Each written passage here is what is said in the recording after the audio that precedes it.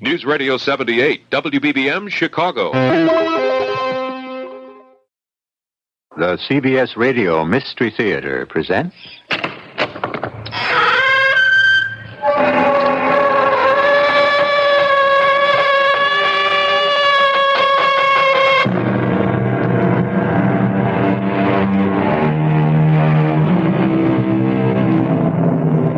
Come in. Welcome. I'm E.G. Marshall. Everything, it is said, happens to everyone sooner or later, if there's time enough. What does that mean? Obviously that we can expect the best and we can expect the worst, which might be quite tolerable if we were to receive equal amounts of each. The trouble is, most of us get more than our fair share of one or the other. Is there a way to redress the balance? Well, yes, but this will call for a rearrangement of life and death.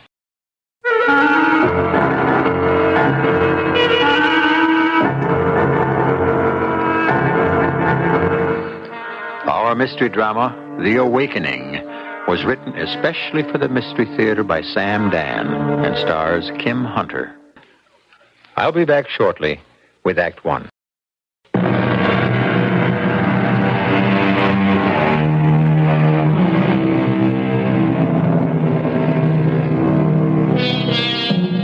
A sadder and wiser man, he rose the morrow morn. What is the poet telling us? Simply that a different person woke up in the morning than had gone to bed the night before. If you accept the basic principle, the proposition doesn't necessarily have to operate for the better. You don't have to awaken sadder and wiser. You can also arise happier and dumber. A man of evil can become a man of good, and it's just as likely the other way round. What fantastic transformations can occur overnight. Listen. Thank you, Doctor. I can't tell you how much I appreciate your giving up your lunch hour to see me. You said it was an emergency. It's a matter of life and death. Rest assured, it's true. Well, why did you choose me? The fact is, I don't know any psychiatrists here, and I opened the classified pages under physicians and surgeons, psychiatrists. And like Abu Ben Adam, your name, Dr. Abbott, led all the rest. Talking about names, what's yours? My name, must I tell you my name? Yes, I can't help you if I don't know who you are. Well, can't you look at me, listen to me, and know who I am, what I am? I'm sorry. I must insist. I cannot treat you if you don't have complete confidence in me. Yes, of course. You're absolutely correct, but well, I require a certain amount of time to develop that confidence. Doctor, believe me, I'll tell you my name. Now, not just yet. Soon. Please help me. To do what? I woke this morning and... Yes? And I didn't know who I was. Well, what do you mean? I still don't know who I am. I become somebody else. Mm-hmm. Who? I don't know. Doctor, do you know who you are? Yes. How? How do you know who you are? I'll tell you. It's not just that you know your name. Your name is just a label given to you by your mother or father to label you on the outside. But it's what you feel inside that's you. Your feelings, your thoughts. That's what you are. Do you understand? Yes. That bundle of feelings and thoughts. That was the me I had lived with for 20 years. This morning, that me was gone. Inside now, there's another me. A me I don't know. A me that is terrific. Why? Because it's a strange, sinister, alien me. In what way? I am made up of only one single feeling. One solitary urge. To kill. You, never felt it before? I can't think of anything else. Just killing. Well, have you had a physical examination lately? It's my only feeling, my only emotion. Do you have headaches? To kill. Just like a shark that knifes through the water. A tiger that prowls through the jungle. What are they? Each in his way is the personification of an elemental, irresistible killing force. Have you noticed shortness of breath? They kill anything that crosses their path. Well, have you had any serious illnesses? Yes, this one. Can't you hear what I'm telling you? Why do you waste our valuable time with these nattering, nitpicking questions that have absolutely no bearing on what Sir, I am asking the necessary questions. Is it possible you haven't heard what I've said to you? To what I have awakened this morning? What has possessed me? Now, if you're going to start to talk about possession and devils and spirits... I am possessed. Not by an evil spirit, perhaps, but possessed. By what? Oh, perhaps a germ, a virus. Perhaps an idea, a thought, a belief. I don't know. But it's possession. Or perhaps it isn't possession. It could be an awakening. An awakening? An awakening to my true and essential nature. Yes. It's an awakening, that's what it is. Please, sit down. I can no longer fight against it. Now, sit down, and everything will be all right. Yes, everything will be all right as soon as I can give in to it. As soon as I can kill. That will bring me relief. Now, relax. As soon as I kill anyone, anything that crosses my path. You! No, you don't want to do that. I shall kill you. Just a minute. I'm going to kill you. No. Kill anyone that crosses my path. No, I'll have to call the police. You'll be dead. No. What are you... Stop. How easy I can kill. I can kill.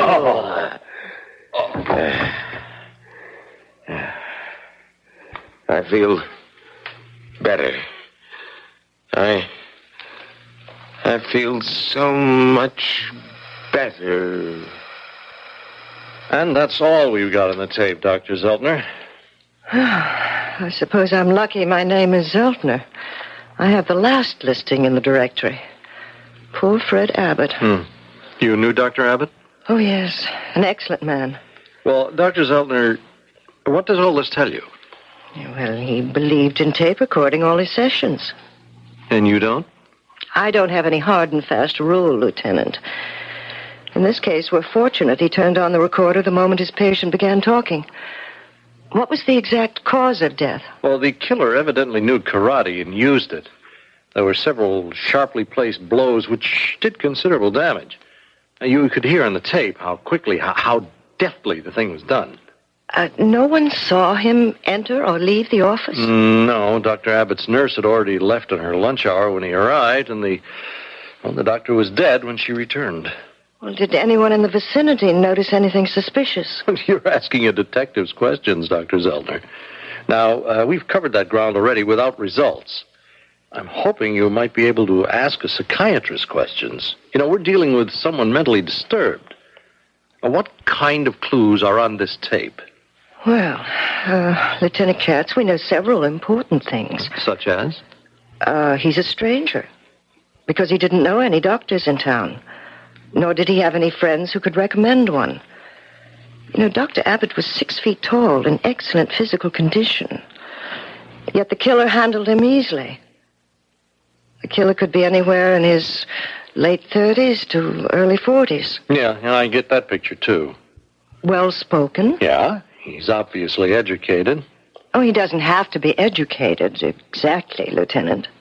What do you mean? I'm not sure.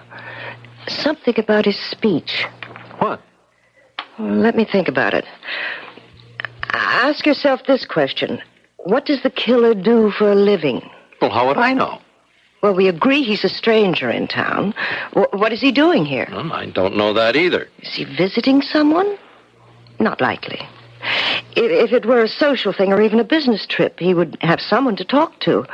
Someone he could ask to recommend a doctor. Okay, Dr. Zeltner, you tell me. What was the killer doing here? Passing through? Perhaps. And he gets this seizure, and he goes to the first psychiatrist he can find. It appears that way. But our basic question remains unanswered. What does the killer do? Well, why do you say he doesn't necessarily have to be educated? Something bothers me about that tape. What? I don't know. Was anything taken from the office? No, there didn't seem to be. Lieutenant, Dr. Abbott's office, is it still exactly the way it was when the body was discovered? It should be. We've had a man on guard. Do you suppose I could see it? I don't know what good it'll do. Well, since you don't know, why don't we find out?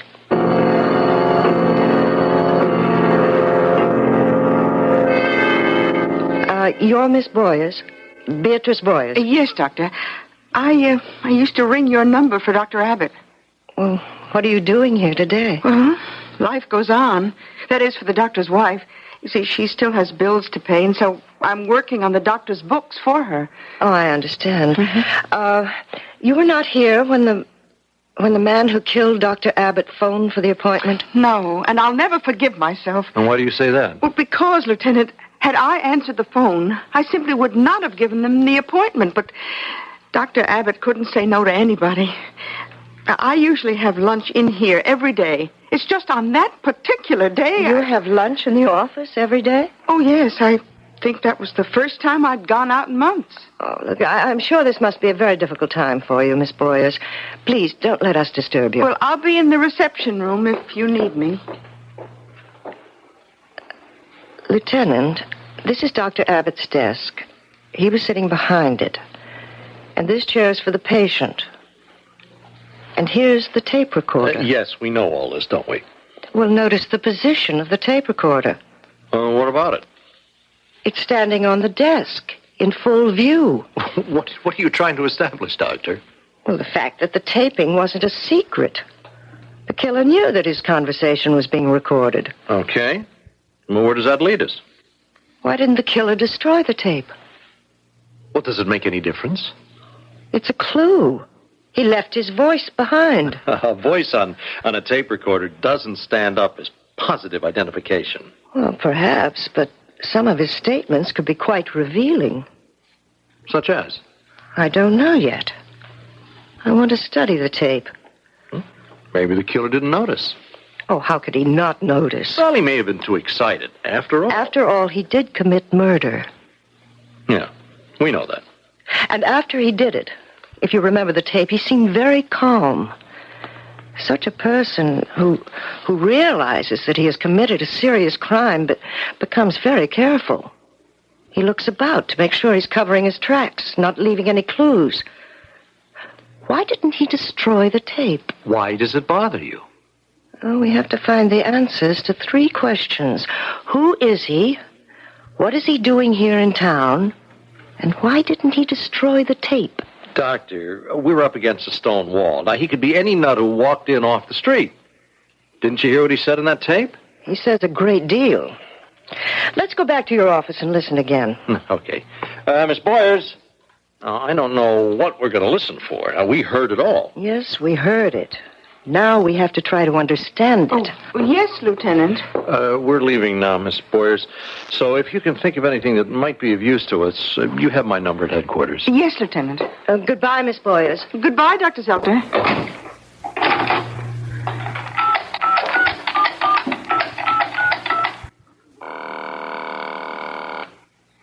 Hello? Ben? Hello, Angel. Ben, why didn't you destroy that tape? The tape? When you were talking to Abbott in the office, it was all being recorded. Didn't you know it? Of course I knew it. And afterward, I even played it back. You what? It was such a beautiful scene. How could I erase it? You should have destroyed it. I've never been better. Do you realize the police have that tape? Of course. They'll listen, and sooner or later, Sooner or later, what? they'll find out something. Beatrice, darling, they will listen and listen and be thrilled by the greatest theatrical performance that has ever been recorded. What can they possibly find out?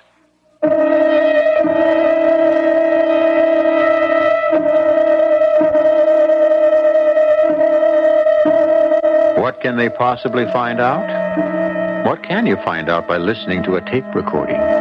Did you find out anything? Actually, practically every clue that's needed is on that tape. You're also already ahead of Dr. Zeltner and Lieutenant Katz because you just heard the scene that took place after they left the office. Let's see what we can all find out in Act 2, which follows in just a few moments.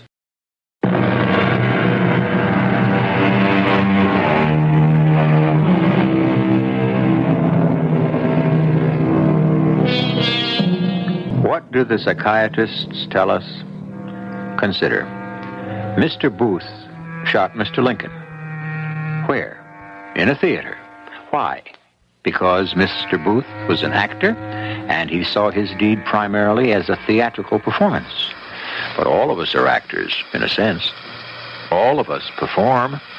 All of us require applause, of one kind or another, even when we turn to murder. I'm a peaceable person. I studiously avoid arguments, conflicts, unpleasantness. The mere thought of violence makes me ill. Hold the tape there for a moment, Lieutenant. Thought of violence makes him ill. Yet he's accomplished in the art of karate. It doesn't make sense. Doesn't have to. He's crazy. Well, even so-called crazy people behave in what for them is a logical manner. What we're supposed to get from this tape is a profile of a hitherto mild-mannered man who has suddenly gone berserk. Those are not the facts. This is a man who is no stranger to violence. Okay, what difference does it make? He's still a psychotic killer. Maybe. What do you mean, maybe? Maybe he wants us to think so. Now listen to this. That dynamic package of feeling and thought, that was the me I had lived with for 20 years. The me I knew. The me I always loved. The me I sometimes hated. But the familiar, dependable, comfortable me. What do you think of that, Lieutenant? Oh, I still think it's the raving of a nut. Now, notice the smooth flow of language. Notice how the sentences build. Notice how there's practically no hesitation, no searching for words. Who talks like that? I don't know. An actor. An actor? No, not always. He sounds like an actor who has rehearsed and prepared his lines. Well, assuming you're right. How could he do that? Well, listen again. To kill. Just like a shark that knifes through the water, a tiger that prowls through the jungle. What are they? Each in his way is the personification of an elemental, irresistible killing force. This speech has been written. By whom? By the killer. The killer who happens to be an actor. Once again, where is the proof? You're listening to the proof. When I heard this tape for the first time, I said it bothered me. And you tried to pin me down. What bothered me about it? And I am still trying to pin you down, Doctor. I can now tell you everything. Everything about that tape bothers me. It's a phony. Okay, but you still haven't been able to prove... Well, what have we got? A presumed psychopath comes into Dr. Abbott's office. He claims to be very disturbed. But I don't think he's disturbed at all. Let me spin back that tape. Why did you choose me? Asked Dr. Abbott. Listen to the answer. I opened the classified pages under physicians, surgeons, psychiatrists. And like Abu Ben Adam, your name led all the rest. So what do you want me to make of that? He's always on stage. Always ready with the epigram or the quotation from beginning to end. The whole thing has been superbly prepared. I'll run the tape ahead. Listen. Why do you fritter away our valuable time with these nattering, nitpicking questions? Who would possibly put together a sentence like that on the spur of the moment? I am possessed. Not by an evil spirit, but possessed. By what? Perhaps a germ, a virus. Perhaps an idea, a thought, a belief. Perhaps it isn't possession. It could be an awakening. An awakening? An awakening to my true and essential nature. Yes. It's an awakening. That is not the raving of a maniac. Okay, I'll quit fighting you. You're convinced the guy isn't crazy. No, but I'm convinced the killer deliberately chose Dr. Abbott. Why? I don't know. Here, the psychiatrist must yield to the detective. And what do you want me to do? Change your hypothesis. At this point, you believe the killer chose Dr. Abbott at random. That's what happened. How do you know? Because... Because he says so on the tape. I happened to look in the classified, and your name led all the rest. See how he uses the tape to convince you. And now I know why he didn't destroy it. Assume, Lieutenant, that the killer had a motive to murder Dr. Abbott. I have to keep asking. What motive? Well, that's a policeman's question. You shouldn't be asking me. Enemies? Oh, no, not Walter. Everyone loved him. Dr. Zeltner here knew my husband. Of course, Mrs. Abbott. Did you notice anything unusual about Walter's behavior? Unusual? Is that he seemed nervous, worried, upset. You know, out of sorts. Oh, no. Not with me. Never with me. I never heard an unkind or impatient word from him. Nothing bothered him that you knew of, Mrs. Abbott? Oh, everything bothered him. He worried about the slightest little things. How things were going on in the world. About his patients. Was he doing enough for them? Was there any unusual worry, Mrs. Abbott? Unusual? Well, he came home to dinner. It was just the night before. Night before he was... Well, we were having his favorite, steak. He didn't seem to know or even care about what he was eating. Then he was troubled. I suppose you could say that. And do you know what it was about, Mrs. Abbott? No. You didn't ask him? Well, yes, I did, and he said it was a professional problem. Once he said that, I knew I couldn't press it. Dr. Zeltner, you're a psychiatrist. You can understand. He said it was a professional problem. That means it concerned a patient. Yes. Who was the patient? Well, I don't think I'm allowed to tell that. Well, you don't have to tell us what the problem was, but you can tell us who the patient is. Oh, all right. I think it was Roy Butterfield, because he went into his den right after dinner and got on the phone, and I think he was talking to Roy. You can't tell us what he was saying to Roy Butterfield. No, Lieutenant. She can't. But, we can ask him. I have nothing to tell you.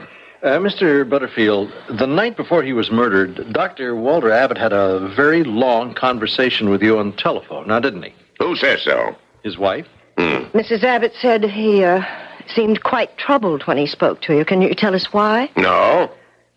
And the next day he was killed. Was there a connection? How?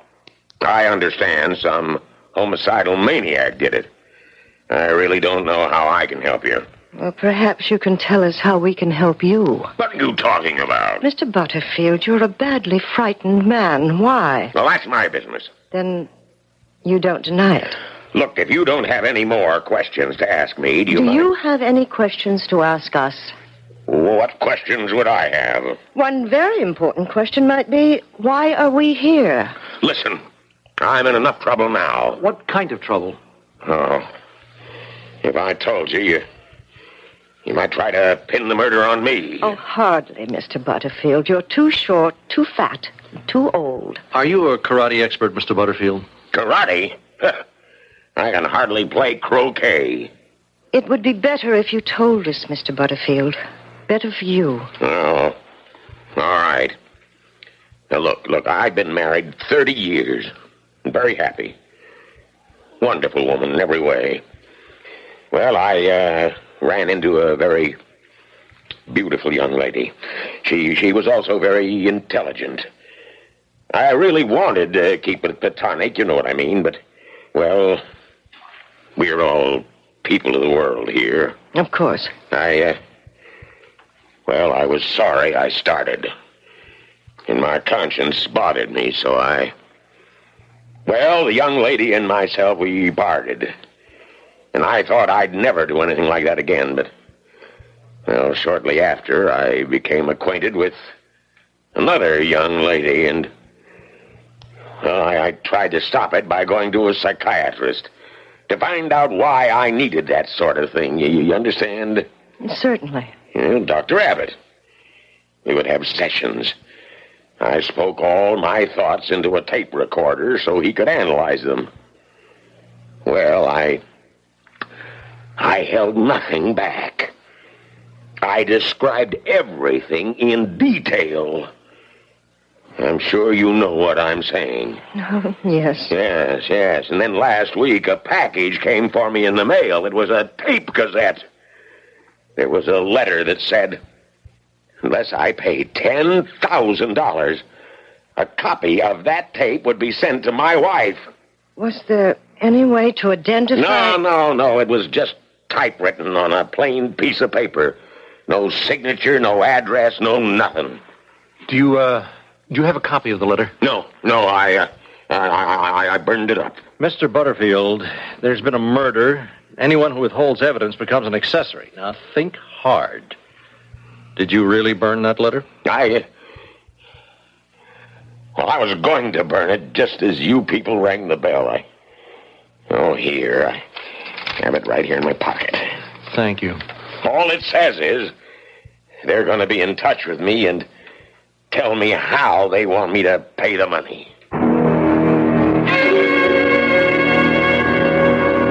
We have another copy of this same tape. We mean business.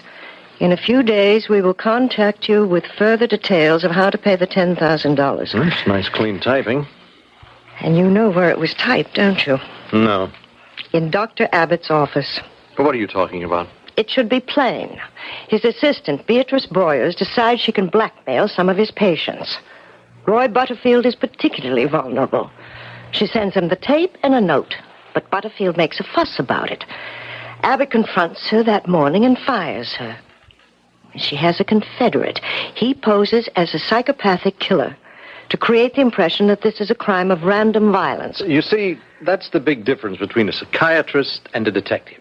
Now, you doctors can get rich on theories, but we can't get to first base without evidence. Oh, there's evidence, just the evidence we need. Where? Where it's always been, where we saw it with our own eyes, in Abbott's office.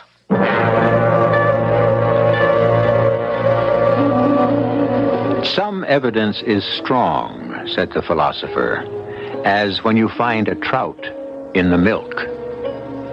Dr. Amelia Zeltner says she has the evidence.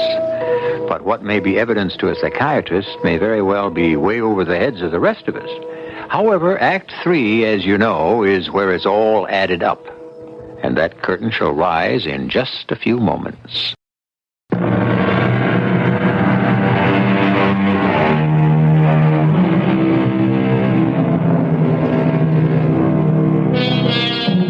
There is the evidence of things not seen, the testimony of things not heard.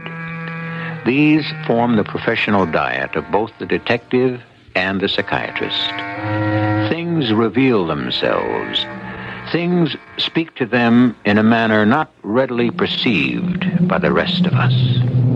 But is what they see and what they hear always true? Well, what kind of evidence are you talking about, Dr. Zeltner? The evidence of this note. Look, it's typed. Well, all we have to do is find the typewriter. Now, do you know how much of a job that can be? But we know where it is. It's in Dr. Abbott's office. Because Beatrice Boyers typed it. That's only a hypothesis. She typed it on her office machine. Okay. Now, let's go along with your theory for the sake of argument. Beatrice Boyers and a pal are going to use Dr. Abbott's files for blackmail purposes. Now, would she be so crazy as to use the office typewriter to type the blackmail note? Yes. No, I don't believe it. No one would be that stupid. She's a stupid woman. Sooner or later, she has to be caught. Well, there's only one way to find out. Oh, Dr. Zeltner and Lieutenant Katz. May we come in, Miss Boyers? Well, certainly. Now, is there Anything I can do for you? Would it be too much trouble for you to give us a list of the appointments Dr. Abbott had on the day he was murdered? Oh, that'll be no trouble at all. I have his book here, and I can just type the names for you. Well, that's very kind of you, I'm sure. Oh, well, it won't take me a minute.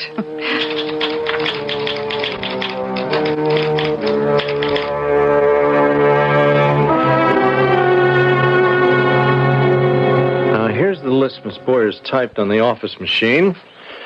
And here's the blackmail note Roy Butterfield received. So? I find this hard to believe. Impossible. Well, I'm not an expert, but I don't think there's any point calling one in.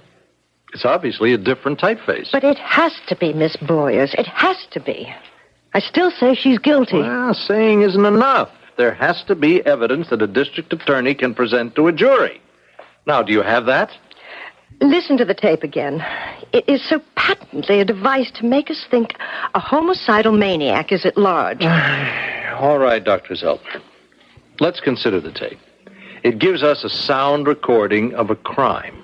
Now, I bring it to you, a psychiatrist, in order to get some psychological insight into the perpetrator. I've tried to... Sure. You listen to it. You form a whole theory, which holds that the guy isn't a psycho, but knew what he was doing and why he was doing it. I have pointed out inconsistencies in the man's talk. Theoretical inconsistencies, stuff that made sense to you. Now, I should tell you that other psychiatrists who analyzed the tape did not come up with the same conclusions you did. I'm telling you how I see it. Good. But there has to be an anchor. Something to hold it all in place. Now, if Beatrice Boyers and her accomplice planned this murder, the anchor would have to be the typewriter. Well... You yourself set that up. Well, I assume she'd be stupid enough to use the one in the office. Very well. The fact that she's smarter than I gave her credit for doesn't change the veracity of what Dr. Zeltner, I want to thank you for your time and your effort and your sincere interest.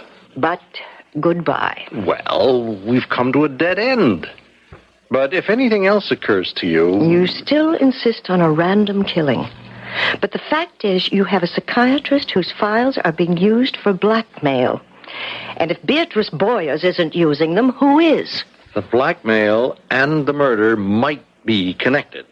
Then again, they might not. There's only one explanation. Abbott confronted her that morning. He accused Beatrice Boyers. He fired her. She had him killed. Why? A, he would see to it that she could never work again in this field. B, he would take away from her the source of blackmail.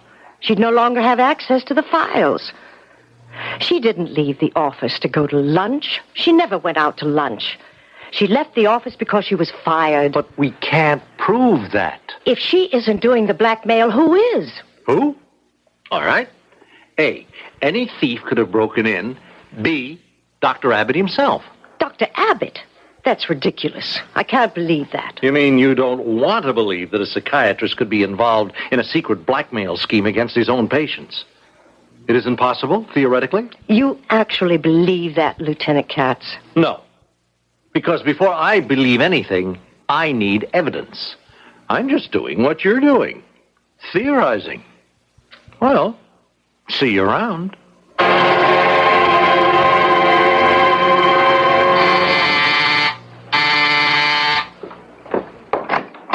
Oh, Ben. What are you doing here? Ben, I had to see you. I don't want to see you when I'm at rehearsal. How many times Ben, do I... listen.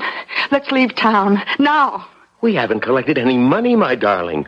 Money. We require money. Please, Ben, listen. You don't know how close we came to getting caught. What are you saying? How could we possibly come close? This is the perfect crime. Ben, forget it. We don't know how to do such a thing. We've been doing one stupid thing after another. First, the tape. How can you say the tape? Please, listen.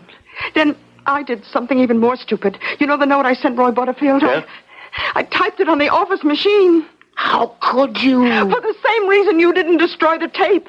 Now, the police and Dr. Zeltner, they're wise. They came by, made an excuse to get me to type something on the machine. And did you? Well, how could I refuse? But you see, We're lucky. Huh? The day before yesterday, the typewriter people took the machine away for repairs and left a substitute one for me to use. Well, then they didn't discover... No, but we can't keep hoping for miracles. Oh, it was such a good idea. Blackmail some of the most vulnerable people. They're rich enough to afford it. But we just don't know how to do it. We lost control. They suspect us. Who? The police? Well, maybe not the police so much, but this psychiatrist, this lady doctor, Dr. Zeltner, she scares me. Should the random killer strike again? Ben, no. All right. Whatever you say, darling. I'm ready, willing, and able at all times to protect our interests.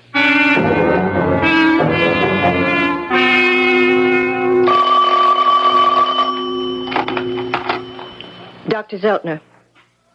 Oh, yes, Harry. Fine. No, I haven't seen it. I haven't heard of it either. What is this, a traveling theatrical company in town? A play with very valid psychiatric insights, uh-huh. The central character talks about an awakening. He wakes up one morning and finds he's someone else, a murderer. Oh, well, I'll certainly have to see it.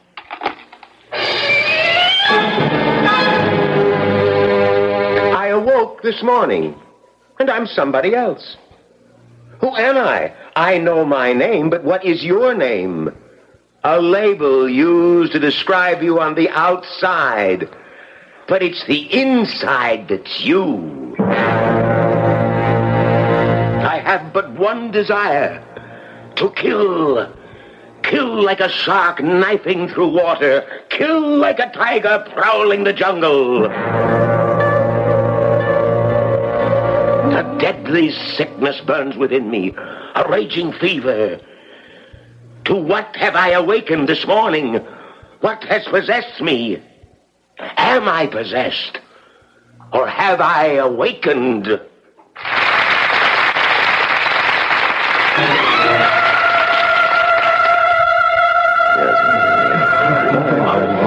Dr. Zeltner. Oh, hello, Miss Boyer. Oh, it's a small world. Enjoying the play? Oh, yes. Were you leaving, Doctor? Yes, I have an appointment. Pity I can't stay for the second act. Goodbye, Miss Boyer. Yes, goodbye.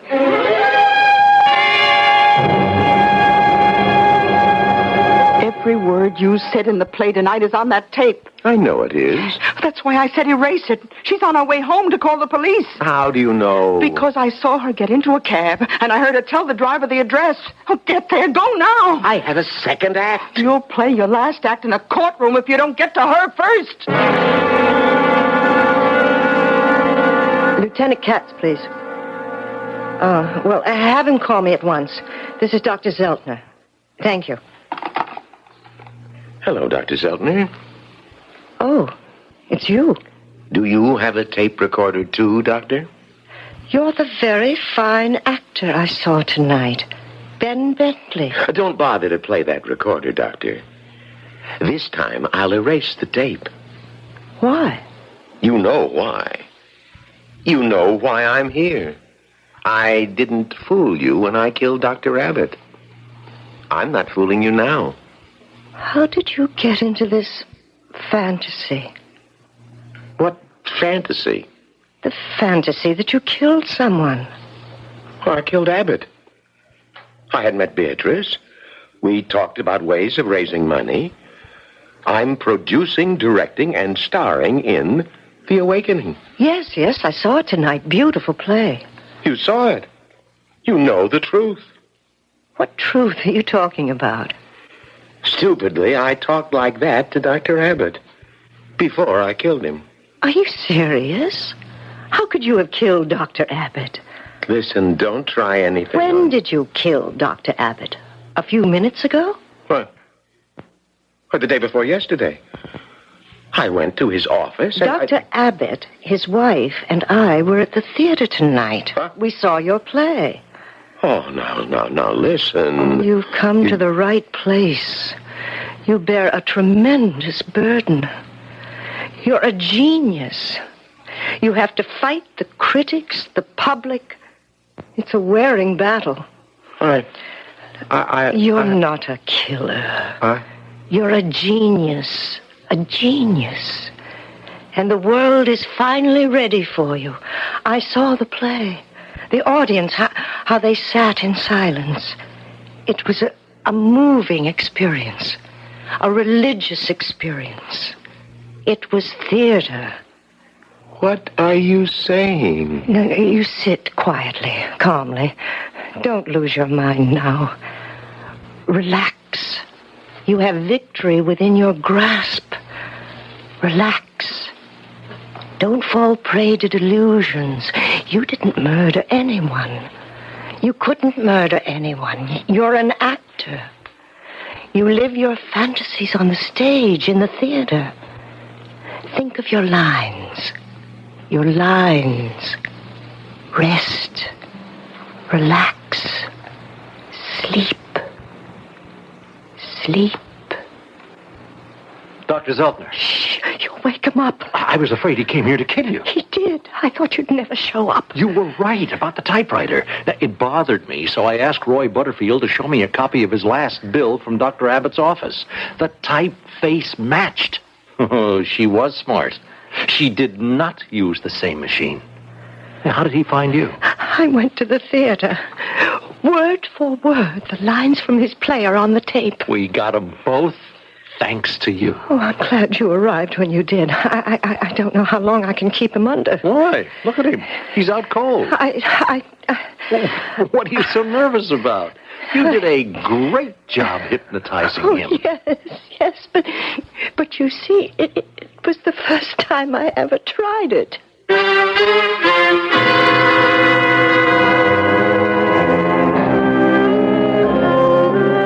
And with that, she promptly fainted. Ah, well. We talk about an actor's vanity, but why is it different from anyone else's? Poor Ben. He was distracted from doing what had to be done by some very fulsome praise. But let's face it, who among us really hates applause? I don't. I'll be back for more in just a few moments.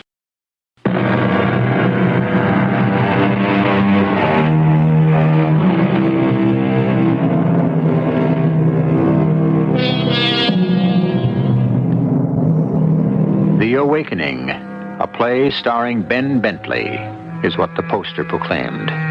But The Awakening can also be a real-life drama that can star any one of us.